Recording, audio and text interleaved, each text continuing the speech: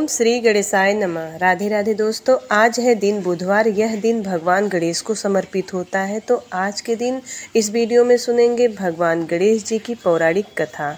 भगवान श्री गणेश की पूजा हर पूजा से पहले की जाती है। महिलाएं खासकर अपने पति की लंबी आयु के लिए भगवान श्री गणेश की पूजा जरूर करती हैं। ऐसी मान्यता है कि भगवान श्री गणेश की पूजा करने से पति की लंबी आयु होने के साथ साथ ससुराल हमेशा खुशियों से भरा रहता है। वहाँ कोई भी दुख दरिद्रता कभी नहीं आती है। तो आइए सुनते हैं इस कहानी को, जो सुहाग की लंबी आयु देने वाले भगवान श्री गणेश की अद्भुत पौराणिक कथा। एक समय की बात है, एक भाई बहन रहते थे। बहन का नियम था कि वह अपने भाई का चेहरा देखे ही खाना खाती थी।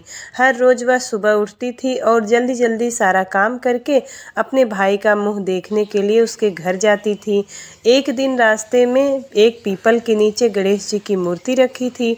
उसने गणेश के सामने हाथ जोड़कर कहा कि मेरे जैसा अमर सुहाग और मेरे जैसा अमर पीहर सबको दीजिए।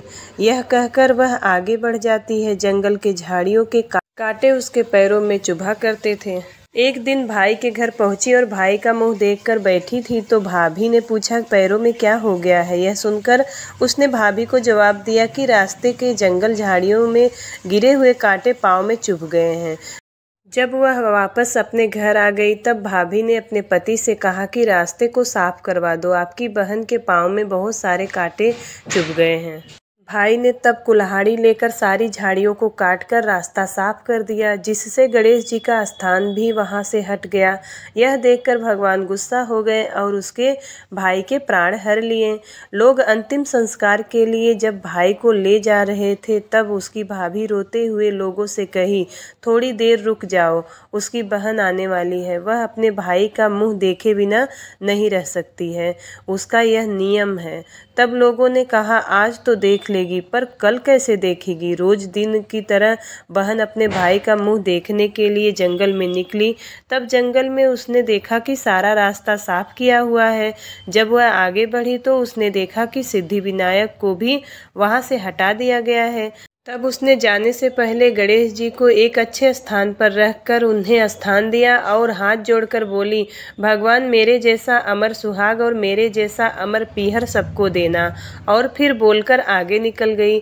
भगवान सोचने लगे, अगर इसकी नहीं सुनी तो हमें कौन मानेगा, हमें कौन पूजेगा? तब सिद्धिविनायक ने उसे आवाज दी, बेटी इस खेजड़ी की 7 पत्तियां लेकर जा और उसे कच्चे दूध में घोलकर भाई के ऊपर छींट मार देना, वह उठकर बैठ जाएगा। यह सुनकर जब बहन पीछे मुड़ी तो वहां कोई नहीं था। फिर वह यह सोचने लगी कि ठीक है, जैसा सुना वैसा कर लेती हूँ। फिर वह 7 खेजड़ी की पत्तियां लेकर अपने भाई के घर पहुंची। उसने देखा कि कई लोग बैठे हुए हैं, भाभी रो रही है और भाई की लाश रखी है। तब उसने उस पत्तियों को बताए हुए नियम के तरह ही भाई के ऊपर इस्तेमाल किया। खेजड़ी के पत्ते और कच्चा दूध का छींटा मारते ही उसका भाई उठकर बैठ गया। भाई बोला बहन से कि मुझे बहुत गहरी नींद आ गई थी। तब बहन बोली, यह नींद किसी दुश्मन को भी न आए। और उसने सारी बात अपने भाई को बता दी। हे भगवान गणेश, जैसे आपने उस बहन को अमर सुहाग और अमर पीहर का वरदान दिया, उसी तरह सभी को, इस कहानी सुनने वाले और पढ़ने वाले, हुंकारा भरने वाले सभी के अमर सुहाग और अमर पीहर देना। बोलिए गजानन महाराज की जय। अब सुनते हैं दूसरी पौराणिक कथा। भगवान श्री गणेश को तुलसी नहीं चढ़ती है। इसके पीछे पुराणों में एक रोचक कथा मिलती है। एक समय में धर्मात्मज नाम के राजा हुआ करते थे। उनकी कन्या तुलसी यौनावस्था में थी। अपने विवाह की इच्छा लेकर तुलसी तीर्थ यात्रा पर निकल पड़ी। उन्होंने कई जगह की यात्रा की। एक स्थान पर उन्हें तरुणावस्था में भगवान श्री गणेश को तपस्या में लीन देखा। भगवान गणेश का रूप अत्यंत मोहक और आकर्षक था। तुलसी भगवान गणेश के इस रूप में मोहित हो गई और अपने विवाह का प्रस्ताव उनके समक्ष रखने के लिए उनका ध्यान भंग कर दिया। भगवान गणेश ने स्वयं को ब्रह्मचारी बताते हुए तुलसी का विवाह प्रस्ताव ठुकरा दिया। तुलसी को भगवान गणेश के इस रूखे व्यवहार और अपना विवाह प्रस्ताव ठुकराए जाने से बहुत दुख हुआ और उन्होंने आवेश में आकर भगवान गणेश को 2 विवाह होने का श्राप दे दिया। इस पर श्री गणेश ने भी तुलसी को असुर से विवाह होने का श्राप दे डाला। बाद में तुलसी को अपनी भूल का एहसास हुआ और भगवान गणेश से क्षमा मांगी। इस पर भगवान गणेश ने कहा कि ना तुम्हारा श्राप खाली जाएगा ना मेरा। मैं रिद्धि और सिद्धि का पति बनूंगा और तुम्हारा भी विवाह राक्षस जलंधर से अवश्य होगा, लेकिन अंत में तुम भगवान विष्णु और श्री कृष्ण की प्रिया बनोगी और कलयुग में भगवान विष्णु के साथ तुम्हें पौधे के रूप में पूजा जाएगा, लेकिन मेरी पूजा में तुलसी का प्रयोग नहीं किया जाएगा।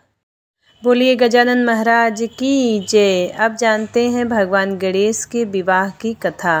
भगवान गणेश का सिर हाथी का और दांत टूटा हुआ था, इसलिए कहा जाता है कि उनका विवाह नहीं हो पा रहा था। पौराणिक कहानियों के मुताबिक कोई भी कन्या उनसे विवाह करने को तैयार नहीं थी।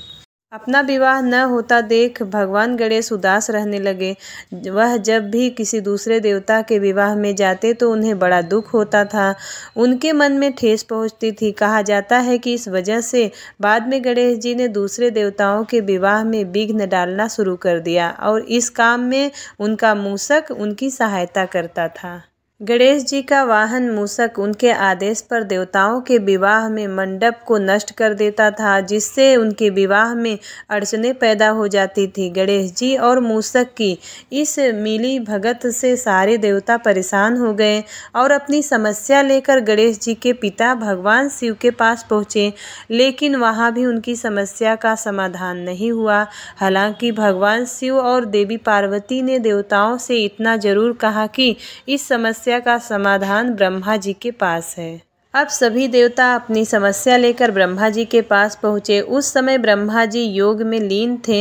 हालांकि देवताओं की प्रार्थना पर उनकी समस्या के समाधान के लिए ब्रह्मा जी के योग से 2 कन्याएं रिद्धि और सिद्धि प्रकट हुई। इस वजह से दोनों ब्रह्मा जी की मानस पुत्री कहलाई। अब अपनी दोनों पुत्रियों को लेकर ब्रह्मा जी गणेश जी के पास पहुँचे और उनसे कहा कि आपको मेरी दोनों पुत्रियों को शिक्षा देनी होगी। इसके लिए गणेश जी तैयार हो गए।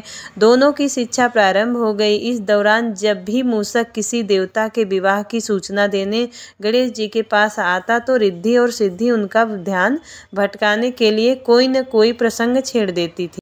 इससे देवताओं का विवाह बिना किसी बाधा के पूर्ण होने लगा।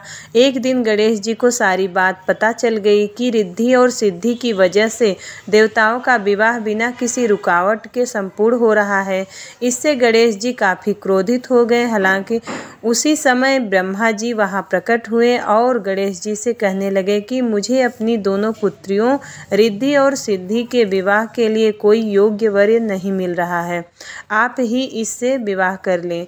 इस तरह भगवान गणेश का विवाह धूमधाम से रिद्धि और सिद्धि के साथ हुआ। कहा जाता है कि उनसे 2 पुत्र भी हुए जिनका नाम शुभ और लाभ है। बोलिए गणेश भगवान की जय। गणेश जी ने अपना वाहन मूषक क्यों चुना, इस विषय में कई कथाएं मिलती हैं। एक कथा के अनुसार गजमुखासुर नामक एक असुर से गजानन का युद्ध हुआ। गजमुखासुर को यह वरदान प्राप्त था कि वह किसी अस्त्र से नहीं मर सकता। गणेश जी ने इसे मारने के लिए अपने एक दंत का तोड़ा और गजमुखासुर पर वार किया। गजमुखासुर इससे घबरा गया और मूषक बनकर भागने लगा। गणेश जी ने मूषक बने गजमुखासुर को अपने पास में बांध लिया। गजमुखासुर गणेश जी से क्षमा मांगने लगा। गणेश जी ने गजमुखासुर को अपना वाहन बनाकर जीवन दान दे दिया। एक अन्य कथा का जिक्र है, गणेश पुराण में मिलता है, जिसके अनुसार द्वापर युग में एक बहुत ही बलवान मूषक महर्षि पराशर के आश्रम में आकर महर्षि को परेशान करने लगा। उत्पाती मूषक ने महर्षि के आश्रम के मिट्टी के बर्तन तोड़ दिए, आश्रम में रखे अनाज को नष्ट कर दिया, ऋषियों के वस्त्र और ग्रंथों को कुतर डाला। महर्षि पराशर मूषक की इस करतूत से दुखी होकर गणेश जी की शरण में गए। गणेश जी महर्षि की भक्ति से प्रसन्न हुए और उत्पाती मूषक को पकड़ने के लिए अपना पास फेंका। पास मूषक का पीछा करता हुआ पाताल लोक पहुंच गया और उसे बांधकर गणेश जी के सामने ले आया। गणेश जी को सामने देखकर मूषक उनकी स्तुति करने लगा। गणेश जी ने कहा कि तुमने महर्षि पराशर को बहुत परेशान किया है, लेकिन अब तुम मेरी शरण में हो, इसलिए जो चाहो वरदान मांग लो। गणेश जी के ऐसे वचन सुनते ही मूषक का अभिमान जाग उठा। उसने कहा कि मुझे आपसे कुछ नहीं चाहिए, अगर आपको मुझसे कुछ चाहिए तो मांग लीजिए। गणेश जी मुस्कुराए और मूषक से कहा कि तुम मेरा वाहन बन जाओ।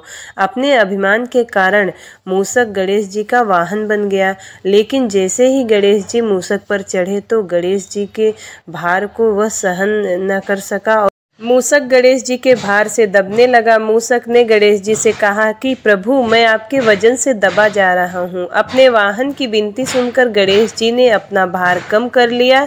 इसके बाद से मूषक गणेश जी का वाहन बनकर उनकी सेवा में लगा हुआ है। बोलिए गजानन महाराज की जय। अब जानते हैं भगवान गणेश को दुर्वा क्यों चढ़ाई जाती है। एक पौराणिक कथा के अनुसार प्राचीन काल में अनलासुर नाम का एक दैत्य था। उसके कोप से स्वर्ग और धरती पर त्राहि त्राहि मची हुई थी। अनलासुर एक ऐसा दैत्य था जो मुनि ऋषियों और साधारण मनुष्यों को जिंदा निगल जाता था। इस दैत्य के अत्याचार से त्रस्त होकर इंद्र सहित सभी देवी देवता ऋषि मुनि भगवान महादेव से प्रार्थना करने जा पहुँचे और सभी ने महादेव से यह प्रार्थना की कि अनलासुर के आतंक का खात्मा करें। तब महादेव ने समस्त देवी देवताओं तथा ऋषि मुनियों की प्रार्थना सुनकर उनसे कहा कि दैत्य अनलासुर का नाश केवल श्री गणेश ही कर सकते हैं। फिर सबकी प्रार्थना पर श्री गणेश ने अनलासुर को निगल लिया। तब उनके पेट में बहुत जलन होने लगी।